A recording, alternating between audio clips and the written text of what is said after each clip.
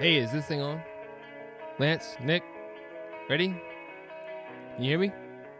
Welcome to the Live Free and Hunt podcast.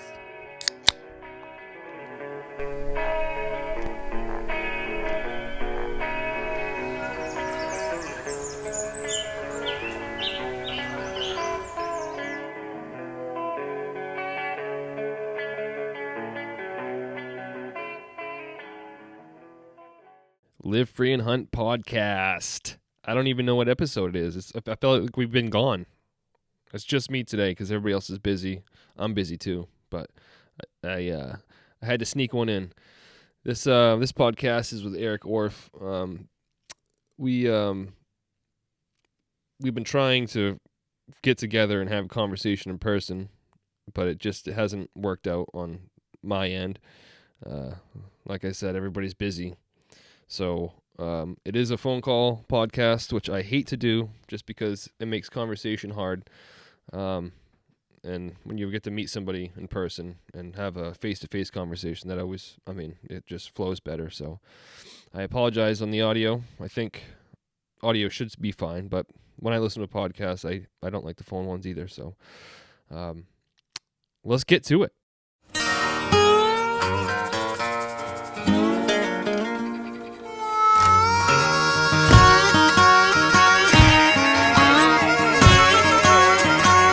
Like a bad deck of cards that loves to lose. You don't listen to me, and I don't want you to, 'cause we sure have fun throwing my money away.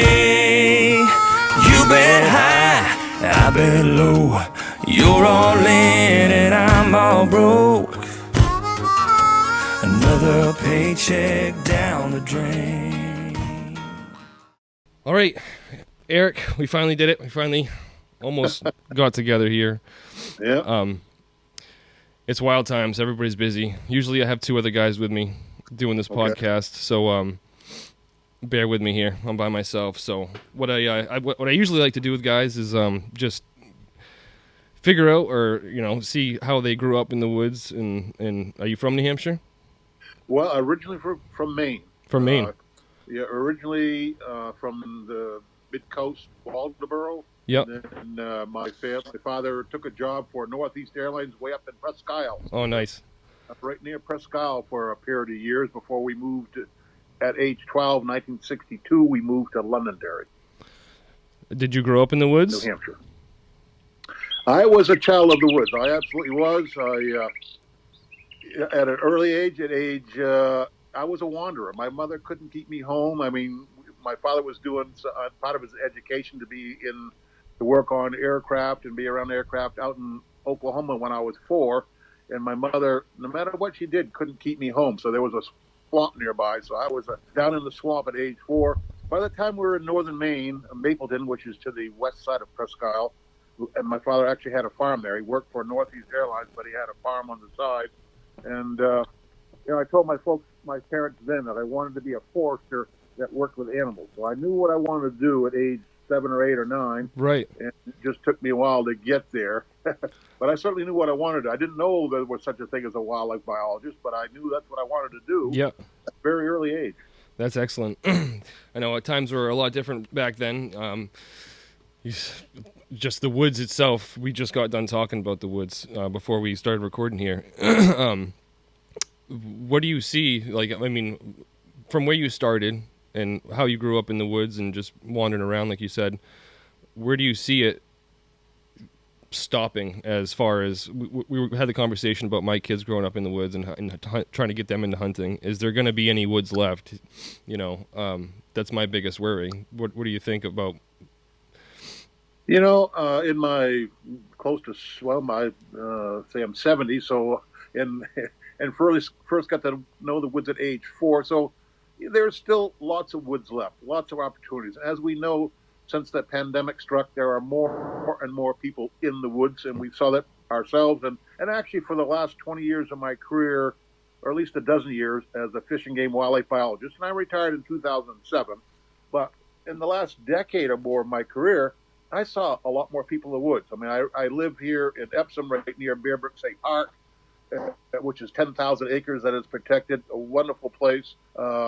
And the last 10 or more years of my career, I would see people out in the woods in middle of winter when I was checking duck boxes out there, or other places checking on deer yards. I mean, it actually started in the early 2000s with, I think, people enjoying the woods like so many of us that are hunters and fishermen and trappers did long Right. before that. So the swing into the woods and this pandemic has just has increased that multifold. So Right. a lot more people in the same woods, and I certainly think that we need to, and I'm going to challenge the Bear Paw Regional Greenway here and the Society for the Protection of Hampshire Forest and Fish and Game and the Hampshire Audubon to double down. We know that open space, being in the woods, being in protected woods that will not change, is good medicine during a pandemic. Right. Absolutely. That's where people went. They all went to the woods. Yep. And I've talked to anybody that were hikers. The trails were crowded. My granddaughter, who was 16 at the time, in October, her and her sister and a couple of friends decided to hike Mount Major here up near Winnipesaukee and be there for sunrise. So they got into the parking lot. It seemed odd that there were some other cars around, but it was dark, and they headed up with their headlights and got up to the top of Mount Major. As the sun rose, they discovered there were 50 people around them. It was packed. So our woods are filling up with folks. I think we need to encourage conservation organizations, town conservation commissions. We need to double the amount of protected land in New Hampshire over the next decade. We got to get at it, and I totally agree. agree. Be ready for the next pandemic when there'll be more people and more people wanting to be in the woods. So, our woods were crowded this year, and the number of hunters went up substantially. I didn't find that right here where I hunt, or even in Maine where I hunted. There were actually fewer hunters in Maine where I was than in some years past. But nevertheless, we know that the number of hunters increased. The number of women getting into hunting and outdoors is dramatically up. We need more protected lands, in my opinion, and I hope others saw the same thing and are thinking the same way. And we definitely need more protected open lands, and that is open to hunting, fishing, and outdoor recreation. Yeah, I totally agree. Just from the time I grew up hunting, there's spots that now are subdivisions, or there's a box store there now, or whatever, wherever the case may be. And I fantasize sometimes about, I don't even, it might be a thing already, but I don't think it is having some kind of like subdivision tax that goes towards, either another public land or towards wildlife management or something like that. I know it's probably not, it's far-fetched for me to say that, but, and especially the career that I'm in, that's how I kind of make a living. But I like wildlife more. But it seems crazy that when's it going to stop? It's like the woods are just slowly, and if you don't pay attention to it, then it's going to be too late.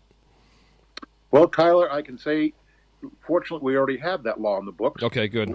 When land trades places, when you sell your house, there is actually, it's a nominal amount, something like $25 or maybe $100 gets put into a fund that is supposed to be used for conservation, and there's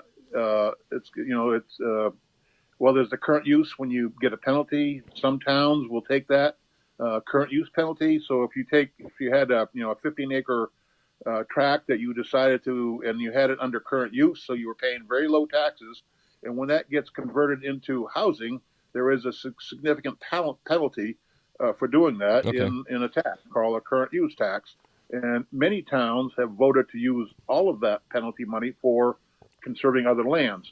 Some towns, including mine here in Epsom, did not do that, but some towns have used a portion or all.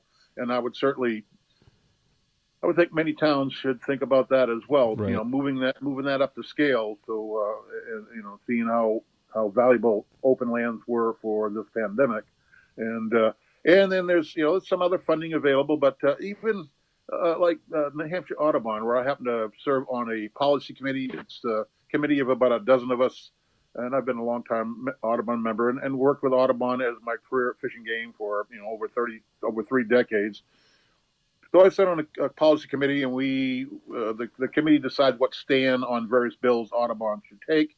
And of course, I am the vice president of the New Hampshire Wildlife Federation. And today we had our annual meeting where we did the same thing. We looked at a number of bills and voted to take positions on those bills. So when they are heard at the House and Senate this coming weeks, then there will be testimony provided by staff or volunteers. So that is ongoing. But I know Audubon and the Hampshire Fish and Game for the last decade or more have said, well, we've got quite a bit of land, and we don't really think we need more right now because we don't have the funds or the wherewithal to manage the existing land. I know Fish and Game has been that way for more than a decade. Right. Yep. That needs to stop. We need to double down. Every town, every state agency. I'm not asking the federal government to have another White Mountain National Forest, but I think towns and the conservation commissions, the land trusts, we all need to double down and do a better job in permanently protecting more open space for the future, for the next pandemic when it rolls around, and there will be one. Yep. And there'll be a lot more people, and the trails, if we don't do something, will be way more crowded. So we need to look to the future. We need to look to your kids and their kids having a place to hunt and fish.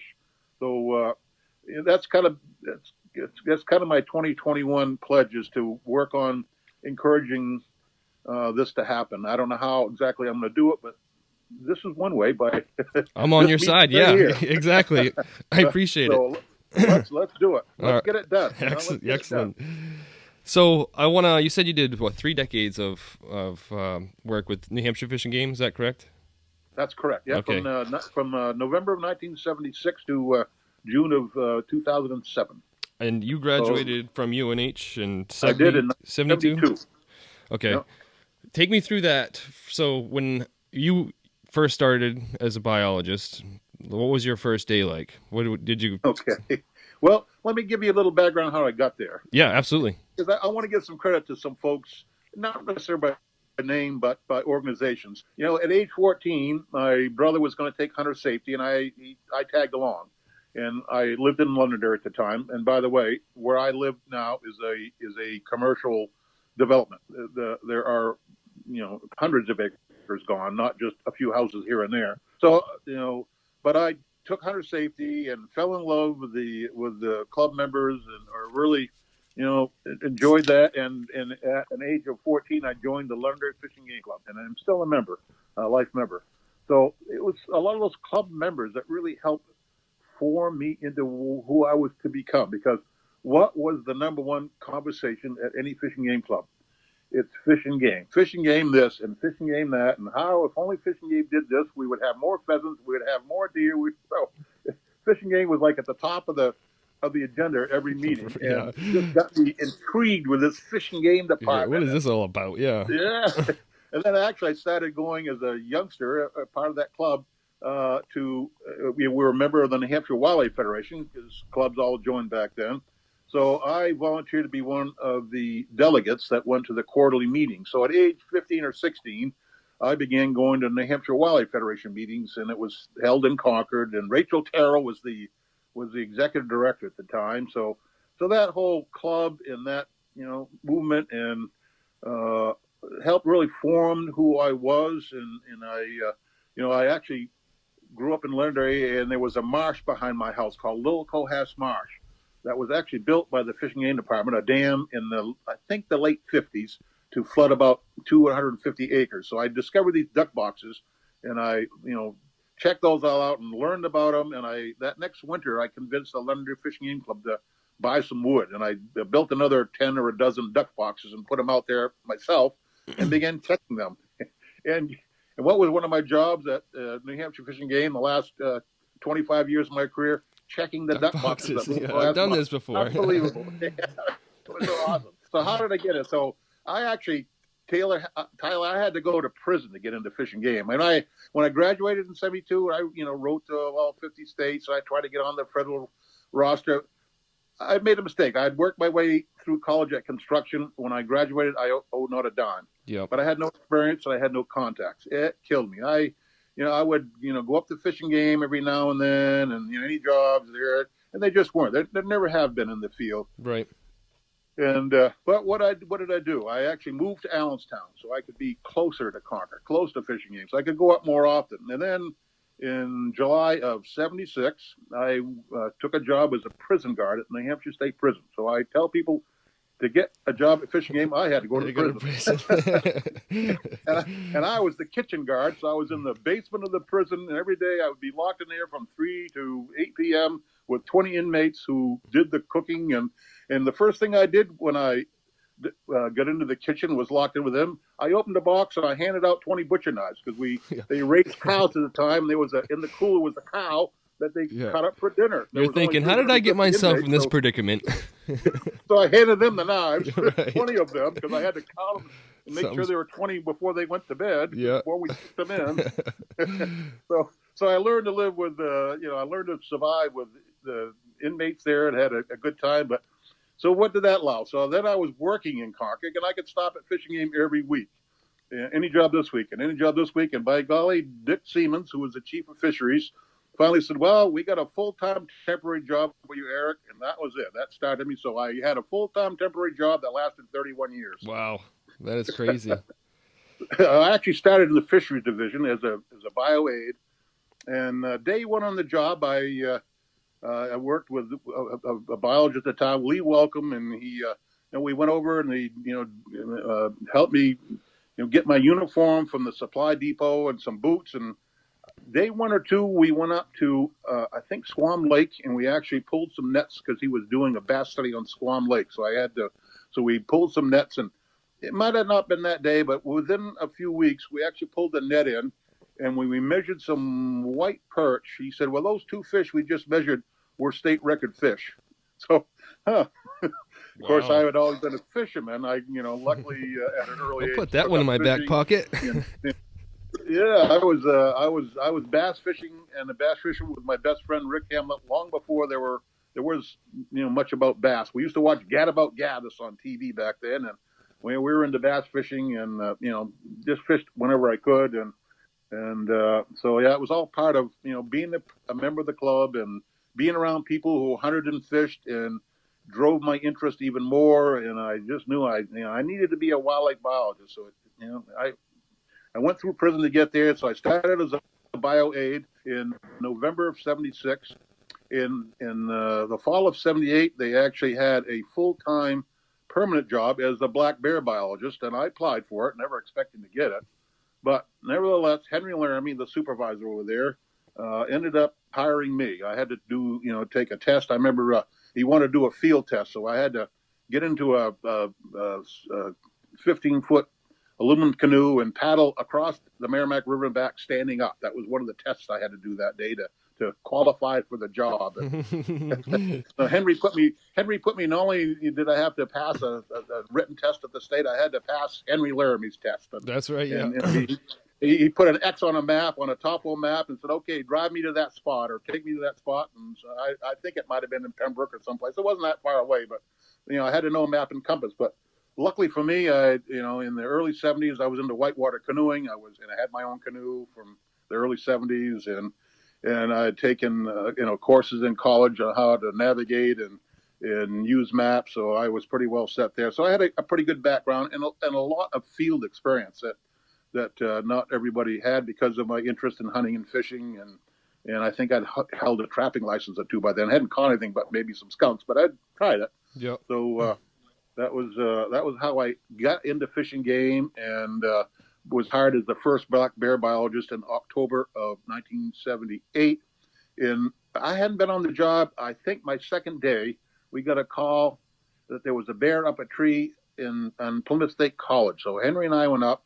So I began to learn how to tranquilize bear. Well, this bear was up a big old oak tree, and we put a ladder up, and the fire department was there, and we fired a tranquilizer dart into the bear, and it takes them 4 or 5 or 10 minutes to go to sleep. And Henry went up the ladder, was trying to lasso the bear to lower it down. Well, it didn't quite work. The bear came ripping down over Henry, down the ladder, and me and the fireman stood our place, and luckily the bear didn't go anywhere when he hit the ground, because I probably would have tried to pounce on it, but luckily the bear didn't move, and I didn't do that. But it was a female bear, and we let it go, I think, on Plymouth Mountain. And that next spring, it was seen with a couple of cubs. So it was kind of a really cool thing to Right. do.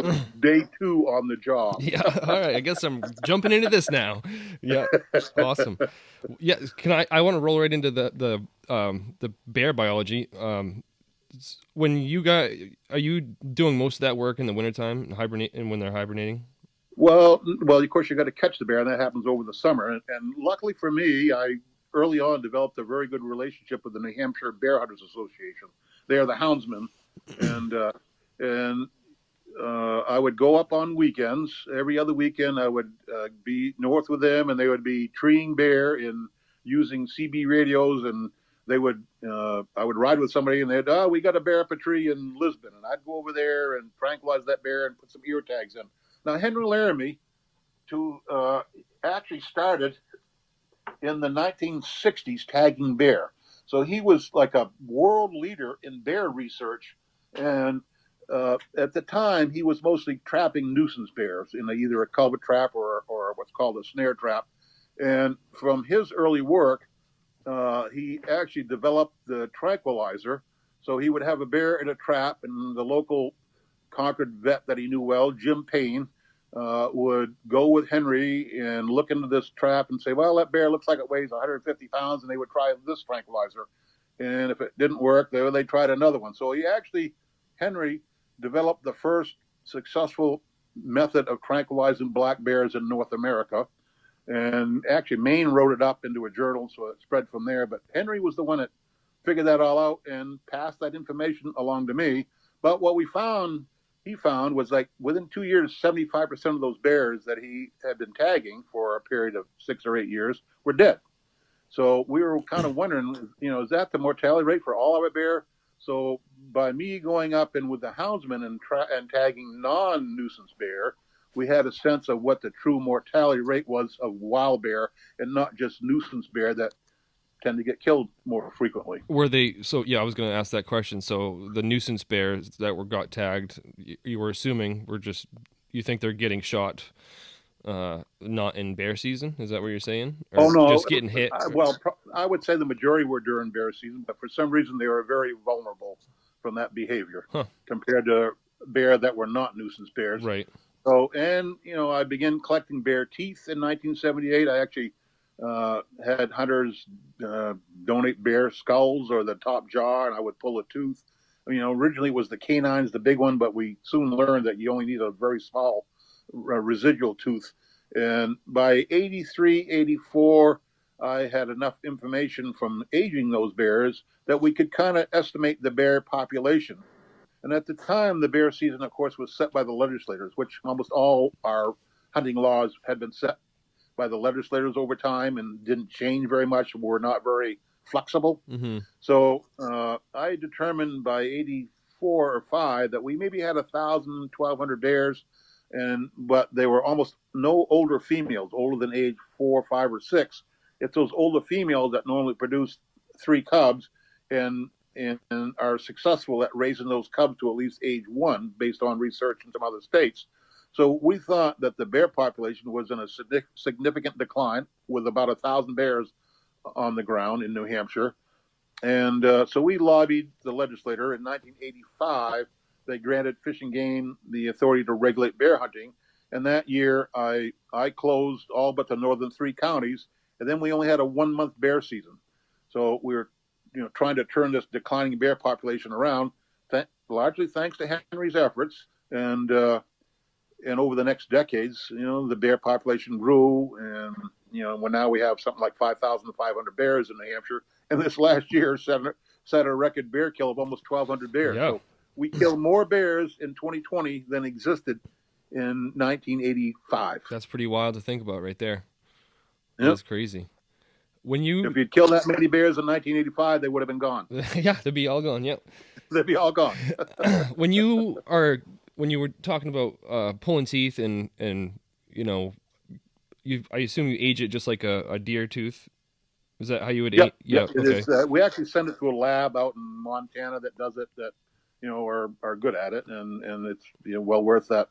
Yeah. That service. How do you come up with as a biologist, how do you estimate a number? Like, how would you estimate a bear population based on how many either sow teeth you have, or how's that math work? Well, when I did it in the mid '80s, early mid '80s, it was, in order to have this many bears killed, we knew they had to probably be this many on the landscape. So it was kind of a more of a logical deduction, much less so than today. Mm-hmm. There are computer models that you put in the age data and bear sightings. If you are a deer hunter and are successful, you know that the following years, Fish and Game will send you a survey as to how many bears and bobcats and moose you saw the first 5 days of the season. So that's observation. So there's some different types of formulas that are now available to give probably much better estimates than the the rather crude one I came up with in 1983 and 84, based on the little information we had at the time, and we had no access to computers. You made the right call, obviously, because I think we're doing pretty good. Yeah, we have a lot of bears, and it's just not bears. I mean, in the early '80s, the Fish and Game estimated we had about 40,000 deer in the state, and I think that was 1983. Now we have 100 to 120,000 deer. So the moose numbers, of course, went from a few hundred to over 7,500, and now because of our climate change, we're losing our moose. They're down to about 3,000. Turkeys from zero. Before some were released in 1975 successfully along the Connecticut River. Now there's 45,000 turkeys. So there's never been a better time to be a hunter than right now in New Hampshire. It's crazy to think about, because you read the old books, or go to deer camp and listen to the old deer stories from your grandfather, or your dad or whoever, and it's you're like, oh yeah, we came up here and we shot this buck, and you're just like, wow, you go to deer camp and all the old war stories of deer camp, or whatever. It doesn't. It's nice to know, or it's nice to know now is like the best years. Yeah. Of if you look at the deer killed, in it was 3 to 5. Well, the low was around 3,000 in 1983, but many years it was 5 to 8,000 or 6,000. Of course, there was a record kill in 1967 at over 14,000, which still is the state record. 14,000, I think 300, somewhere in that vicinity. But from talking to the current deer biologists, over 60% of those were females, were does. So it put a big dent on the population. And actually, after 1967, the deer herd, at least from what I saw, personal opinion, not fact, declined. And that's why by the early '80s, Fish and Game was asking to get permission to regulate deer hunting, and I think that happened for the first time in 1983. That's why the kill was down around 3,000, because there actually was parts of New Hampshire were bucks only. I think there was some section you could still hunt does, but much of the state in '83 was bucks only, and that's why it dropped the kill down to around 3,000 deer, which was like the low point in the last 40, 50 years. Right. So from then on, the deer herd started to grow. I was going to ask you about, since we're on that deer topic, deer yards, and I guess what are we in? January, late January right now. Where I live right here, we have maybe 4 inches of like hard ice pack snow. I don't see what makes a deer yard up, and where is like that cutoff line, and why is it there? If you could answer, I know that's a loaded question, but no, it's an easy question to answer if you've had some experience. There's these pockets of deer where I live. They're not like, I've seen a deer yard where there's hundreds of deer up north. What makes them decide to do that, and why is it then more southern places they don't need to do that? So there's basically 2 triggers to drive deer into a deer yard. It's snow depth over 18 inches. They yard up. Temperatures below, I think it's below 10 degrees or 0, or there's a minimal temperature that deer seek deer yards, because if you, as you say, you've been in a deer yard, so it's a closed canopy. Up north it's firs, and central and southern New Hampshire is generally hemlocks, although they can be in pines, or in central and southern New Hampshire, south-facing slopes are important for our deer. So they don't always yard in the thickest of cover. Sometimes it's the the terrain, south-facing slope, especially in southern New Hampshire. So, up north, I mean, Fish and Game staff were checking deer yards I think probably in the 1930s and 1940s. Just when I came on, they kind of stopped doing that. There used to be, an annual way up north in the big deer yards that have a couple or a few hundred deer in them. There'd be the annual deer yard search where they'd go and search for carcasses and check those. You break open the femur and you look at the bone marrow, and you can determine from the type of bone marrow that's left in that bone whether the deer probably starved to death or probably died of some other cause. So if it's really red and gelatinous and very little fat in it, it probably means it died of malnourishment, versus if there's some fat content. And there's actually a little card. You rate it as 1 to 5. Did it likely die of starvation or did something else kill it?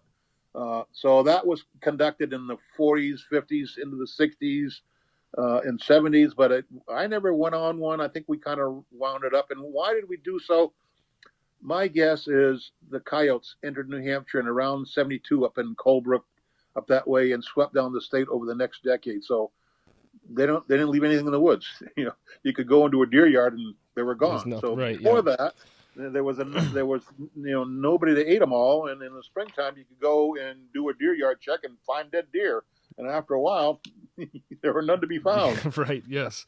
But we still collected, and I'm sure to this day, Fish and Game biologists are probably still collecting, and we often work very closely with the conservation officers who, largely pick up the dead deer or, come upon a roadkill or go collect it. So I'm guessing they're still collecting these femurs and examining them. And so a winter like this, where there's no snow, they're not yarding up. There's not 18 inches of snow, and except for this week, there's no really cold weather. So it's that canopy that that the deer radiate less heat is why they do it. So it's a matter of energy conservation. It's it's not so much food. I mean, even when I was going to UNH, there was some deer projects going on there and deer metabolism. And one of the interesting things that I learned from that study is even in pens at UNH, where they were given the best food that they could want, they would lose 25 or more % of their weight. They simply do not eat over the winter.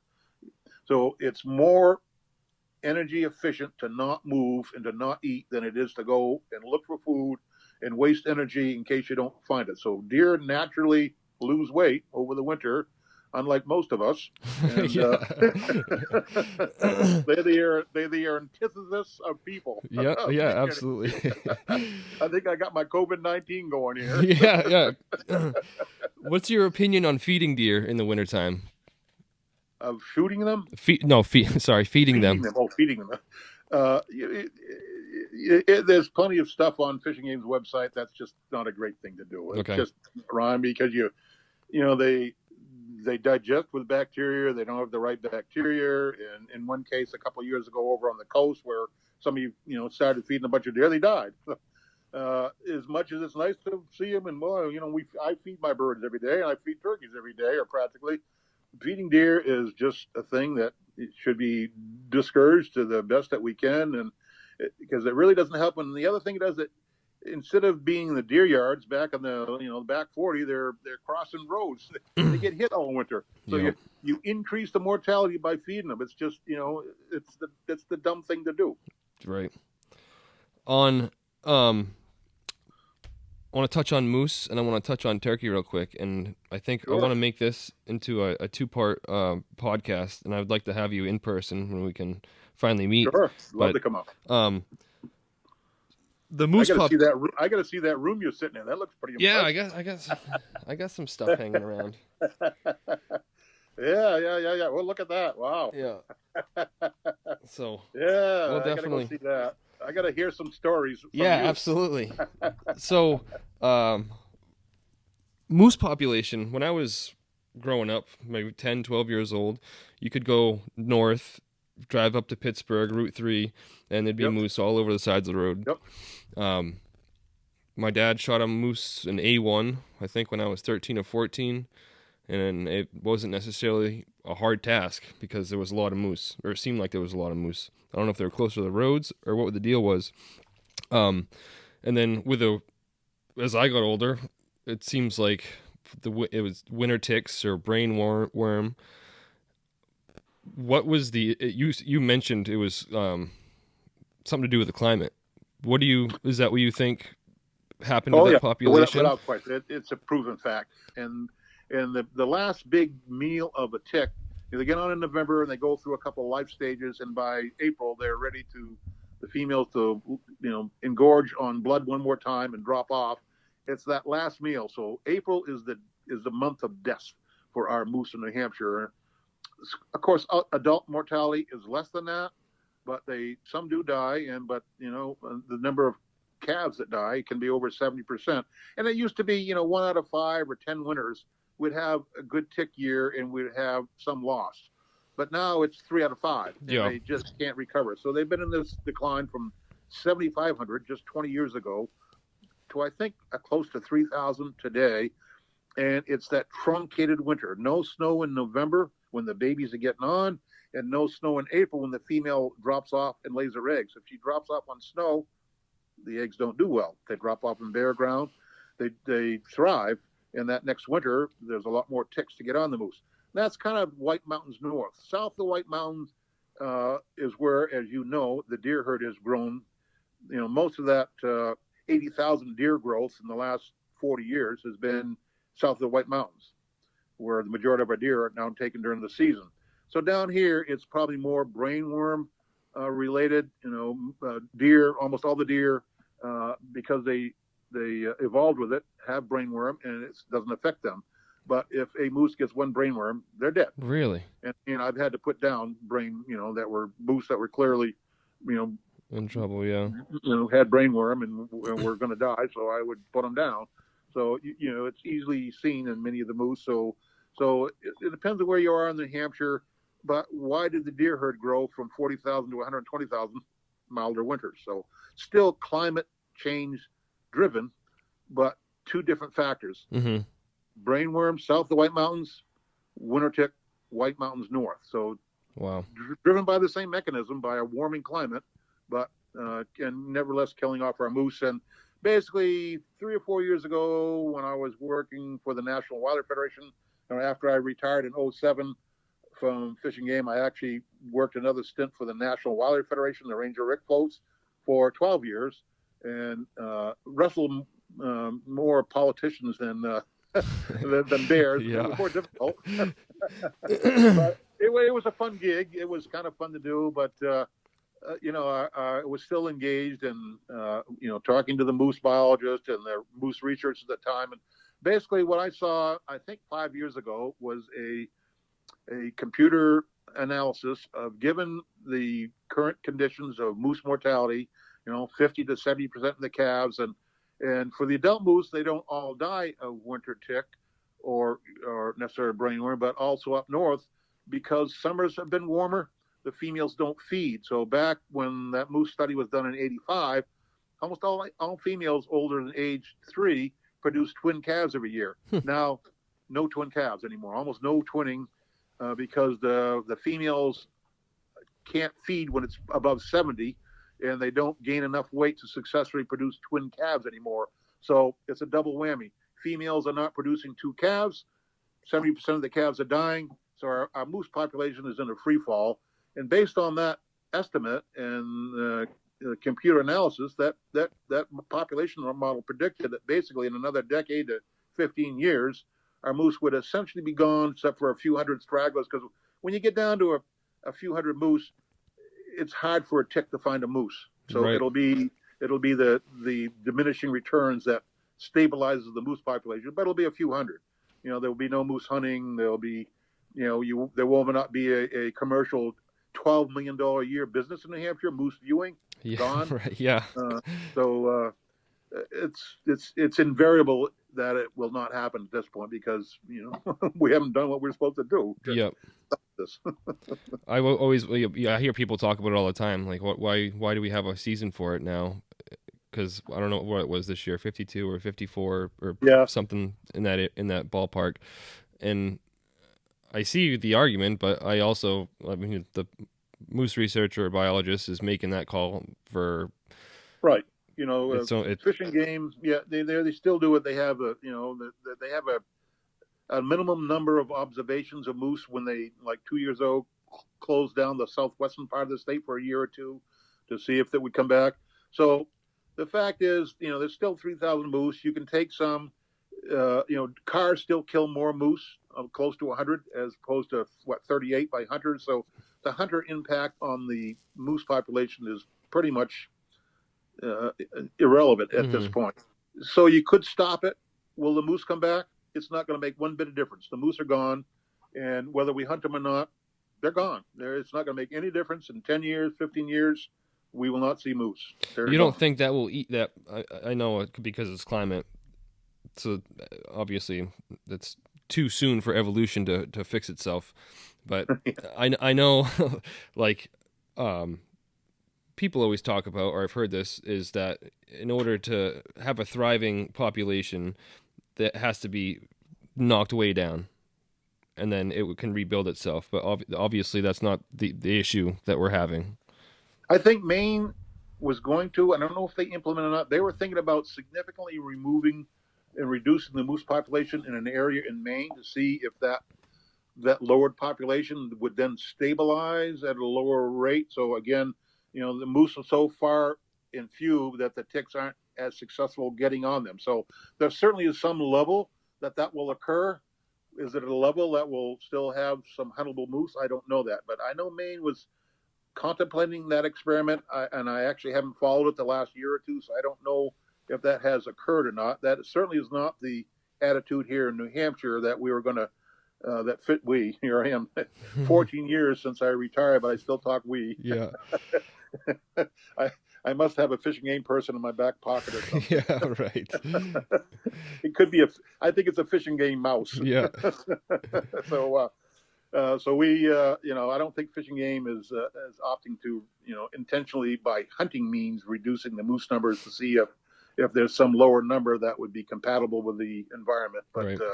I think Maine was going to attempt that, but not in New Hampshire. Okay. So there'll still be some moose. Your grandkids might see some moose, but they're going to put a lot of effort and time into doing that. Yeah.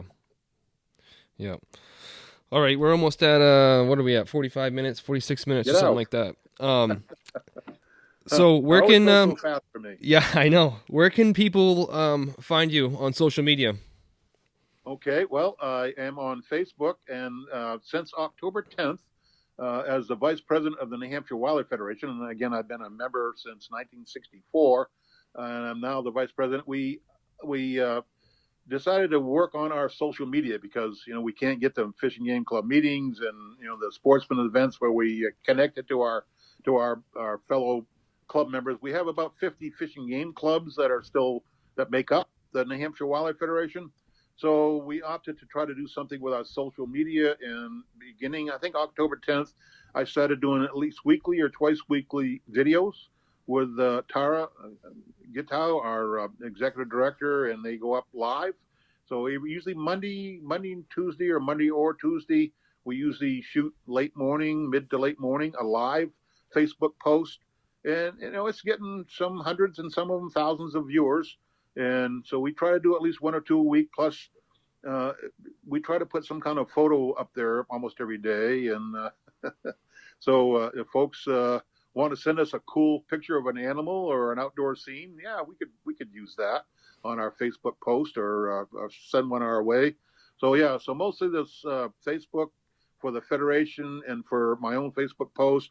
I do have a weekly blog that I actually have been doing since July 7th, 2004. Oh, cool. All those years of working at Fish and Game, I can't tell you how many hundreds, probably thousands of people told me, well, I was going to do your job, but I became a plumber. Yeah. I'm looking at one right now. Yeah. And yes, we need plumbers desperately, and there were never, ever enough jobs for everybody that wanted to be a wildlife biologist. So I decided I would share mine. And back then I was doing a monthly public service announcements, three a month on WOKQ, and they played every day. And so I just was kind of learning and trying to figure another way that I could share my career, knowing that everybody can't be a wildlife biologist. So I started in July of 2004, a weekly or more blog, which I still keep. I mean, there are times if I go away in the winter for a month or so, I don't necessarily keep it up, but and there are weeks that I skip it. But most weeks I do at least one blog. And basically, it's what is happening in New Hampshire through the eyes of a wildlife biologist now, someone that has 5 decades, 50 years of experience here in New Hampshire. So, I pay attention to the rhythm of the wild in New Hampshire, and I talk about that.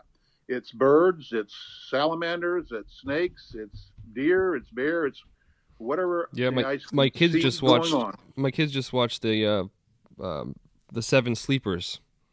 They Ah, like that one, yeah. yep, yep. So cool, yeah, definitely. So, So it's you have your personal is on Facebook, Eric Orff. yep, the Your Federation. and then the New Hampshire Wildlife Federation that's the Yep. So my website is where actually I have my weekly blogs. Plus, there's a link to the YouTube channel, which I started actually, as an old timer. I wanted to try to learn something new. So in May of 2019, I began a weekly YouTube production, and they're rough. I mean, I don't edit much. I don't edit any, actually. I tried to edit once and I lost it. So I said, ain't I'm doing done that editing. again. Yeah. so, so again, I'm looking out my window. I'm taking a walk, a hike, or a hunt, and I talk about what's going on. And those are all available at, www.nhfishandwildlife.com, nhfishandwildlife.com, and spell out and. And so I'll be looking at almost 2 decades worth of weekly blogs here in another year or two Excellent, or three. yeah. So, and it really captures the rhythm. I mean, I tell people when the pussy willows come out in the spring, if you look back, if you look ahead the next month, you're going to know what to see, whether you are working from home and looking out the window, or whether you're commuting to a job, or whether you're taking a hike. If you look at my, blogs from the last 20 years now, almost, it tells you what is going to happen over the next 2 or 3 weeks. And that's actually what I did when I was doing the PSAs for WOKQ. I think, a reporter. What does a reporter report on? They report on what happened yesterday. I reported on what was going to happen. What's going to month. happen? Right. Yeah. It's June is turtle month. June is fox month. So I always predicted what they were going to see over the next month when I did my PSAs. And I still kind of do that either on my YouTube or on their blog as well. So, yeah, I like to tell people, this is what's going to be happening. You need to be paying attention. Yeah, I appreciate it, and it's nice seeing, you don't always think about it. It's either hunting season or it's fishing season or it's ice fishing season. It's whatever, but day by day or week by week kind of walk through. It's I'm not as smart as I thought I was. Well, none of us are, and animals always outwit us. But I had a slide program I gave for the last decade of my career called the Golden Years of Wildlife. So I talk about, in 1901, there was one family of beaver left in Pittsburgh on the Canadian border. And now, I call it, these are the best and worst of times. There's a beaver in every ditch, a bear in every bird feeder, a deer in every garden. Now you got to trap them, yeah. Yeah. So these really are the golden years of wildlife. Yes, our moose numbers are down from 7,500 to 3,000. We still got some. But out at the Owls of Shoals, I helped a little bit Audubon out there because I worked out of the Region 3 office in Durham. We, with Audubon, went out there and set up some decoys and these loudspeakers blaring the sound of common terns who hadn't nested there in over 70 years and brought back common terns. I just learned that this last summer, 3,000 pairs of common terns nested on the Owls of Shoals, including some rare Arctic and Arctic terns and some other terns that are quite rare. So, I only had a small part of that, but still, working at Fish and Game, even though I was the bear biologist and for most of my career, the fur bear biologist, so I regulated the hunting and trapping of more than a dozen species there, but you still, got to do other things. And it gives me great pleasure to think that even though I had I just kind of took them out there and helped them get started and took them out a few times and set up and take staff out the Owls of Shoals from Audubon, that it has been so successful. Yeah. And, we have 75 pairs of bald eagles now. There were 0 when I started. There's, I think, close to 20 pairs of peregrine falcons. They were 0 when I started. So much. It has been such an awesome time to be a wildlife biologist in New Hampshire. It's unbelievable how so many things have gone right over the last 50 years that I've been involved. I mean, just these are the best of times. And there will be more houses and there will be more people and there will be some habitat degradation. But New Hampshire's still what 83 or 84% wooded. We got plenty of land left. Yeah. There's room for people and wildlife, and we need to make sure that we respect that boundary between the two, and let's protect more habitat for our wildlife, and make sure when the next pandemic rolls around, then people aren't standing shoulder to shoulder to walk on these same trails. We need to do a better job there. That's the one thing I think we're falling down on. We need to accelerate the protection of land in New Hampshire to prepare for the next pandemic. That's my gig for 2021. I can tell you that. Down the drain. Yeah, baby, when we're together, it's like Vegas times 3. But in the morning I'll know better, 'cause you're so bad for me.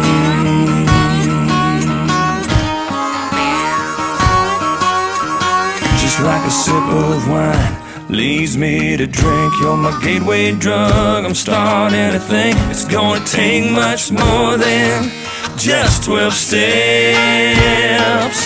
So call Betty Ford, call Dr. Drew, save me a bed, 'cause in a month or two I wanna quit you, girl, just not yet. Yeah, baby, when we're together, you're the only drug I need.